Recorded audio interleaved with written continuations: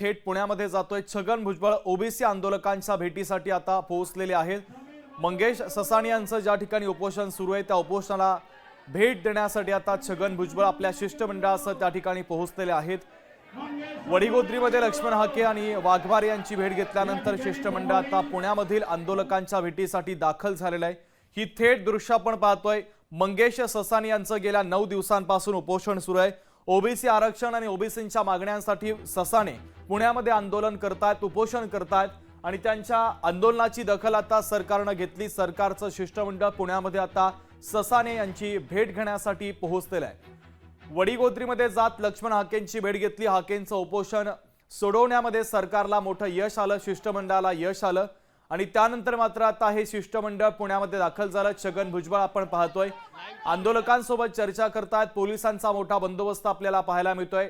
हे शिष्टमंडळ आता पुण्यामध्ये ज्या ठिकाणी मंगेश ससाणे यांचं उपोषण सुरू आहे त्या ठिकाणी पोहोचलेलं आहे।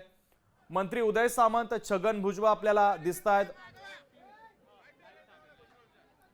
तर मंगेश ससाणी यांचं गेल्या 9 दिवसांपासून पुण्यामध्ये हे उपोषण सुरू आहे। ओबीसींच्या विविध मागण्यांसाठी आणि आरक्षणाच्या मुख्य मागणीसाठी हे उपोषण सुरू आहे आणि या उपोषणाची दखल राज्य सरकारने घेतली। छगन भुजबळ, उदय सामंत, गिरीश महाजन या ठिकाणी आपल्याला उपस्थित असल्याचं पाहायला मिळत आहे। गोपीचंद पडळकर देखील या ठिकाणी उपस्थित आंदोलकांसोबत चर्चा करतात। अमोल धर्माधिकारी आपले प्रतिनिधी त्या ठिकाणी उपस्थित आपल्याला या भेटीच्या संदर्भातले अधिकचे अपडेट ते देतात। अमोल, शुभम, काही वेळापूर्वीच हे शिष्टमंडळ आहे ते आता पोहोचलेलं आहे। छगन भुजबळ, उदय सामंत, गिरीश महाजन, गोपीचंद पडळकर, धनंजय मुंडे असे जे सरकारमधले सदस्य आहेत ते यामध्ये सहभागी झालेले आहेत आणि आता जी चर्चा आहे ती सुद्धा सुरू झालेली आहे। मंगेश ससाणे यांचं गेल्या 9 दिवसांपासून उपोषण सुरू आहे आणि लक्ष्मण हाके यांची भेट घेतल्यानंतर आता हे शिष्टमंडळ आहे ते पुण्यामध्ये दाखल झालेलं आहे आणि सगळे सोयरे हा शब्द आहे तो GR मधून वगळावा अशी मागणी घेऊन खरं तर हे ओबीसी समाजाचे कार्यकर्ते आहेत ते उपोषणाला बसलेले होते आणि त्यांचा आजचा उपोषणाचा 9वा दिवस आहे। आता छगन भुजबळ आणि जे शिष्टमंडळ आहे ते उपोषण करताना काय नेमकं आश्वासन देतं हे सुद्धा पाहणं महत्वाचं असेल आणि त्यानंतर मंगेश ससाणे हे त्यांचं उपोषण सोडतात का हे सुद्धा पाहणं महत्वाचं आहे। अमोल, ज्या पद्धतीने वडीगोद्रीमध्ये लक्ष्मण हाकेंचं उपोषण सोडण्यामध्ये शिष्टमंडळाला यश आलं तसंच यश ससाणेंचं उपोषण मागे घेण्यामध्ये येईल का? नक्कीच शक्यता तशीच वर्तवली जाते की या उपोषणाला जे यश आहे ते मिळताना पाहायला मिळेल, कारण की काल सरकार सोबत जी ओबीसी नेत्यांची बैठक झाली ती सकारात्मक बैठक झाल्याचं आपण पाहिलेलं होतं आणि त्यामुळे जसं लक्ष्मण हाके यांनी त्यांचं उपोषण मागे घेतलं अगदी त्याच पद्धतीने मंगेश ससाणे हे सुद्धा त्यांचं उपोषण आहे ते आज मागे घेण्याची शक्यता आहे। अमोल, शिष्टमंडळामध्ये कोणते कोणते महत्वाचे नेते उपस्थित आहे?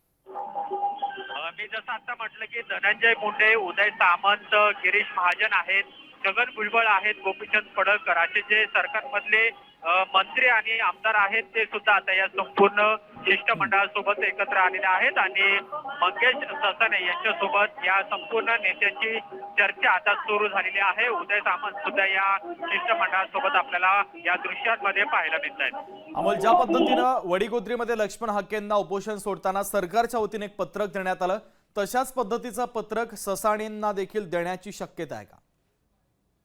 आता हे जे शिष्टमंडळ आलेलं आहे या शिष्टमंडळाच्या उदय सामंत यांच्या हातामध्ये आपल्याला एक पेपर पाहायला मिळालेला आहे आणि त्यामुळेच आता मंगेश ससाणे यांच्यासोबत ज्यावेळेस हे शिष्टमंडळ चर्चा करेल त्यावेळेस मंगेश ससाणे यांची जी मागणी आहे त्या मागणीला अनुसरून शिष्टमंडळ त्यांना काय आश्वासन देतं, लेखी आश्वासन देतं का हे सुद्धा पाहणं महत्वाचं असेल आणि लेखी आश्वासन मिळाल्यानंतरच मंगेश ससाणे हे त्यांचं उपोषण मागे घेतील असं सुद्धा म्हटलं जातं आणि त्यामुळे गेल्या 9 दिवसांपासून मंगेश ससाणे यांचं जे उपोषण सुरू होतं ते उपोषण आज बंद होण्याची शक्यता आहे। या सगळ्या घडामोडी आता घडताना दिसतात, त्यामध्ये आंदोलन करते मंगेश ससाणेंची भूमिका नेमकी काय?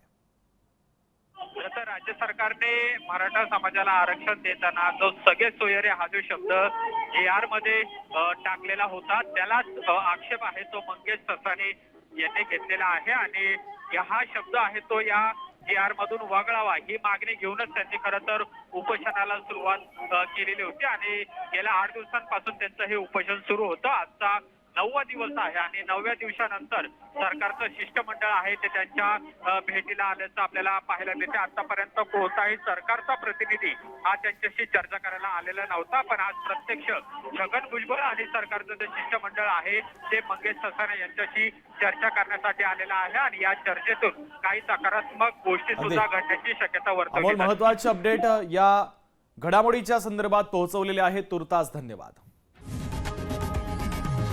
लोकशाही मराठी ऐका, पहा, जागरूक रहा.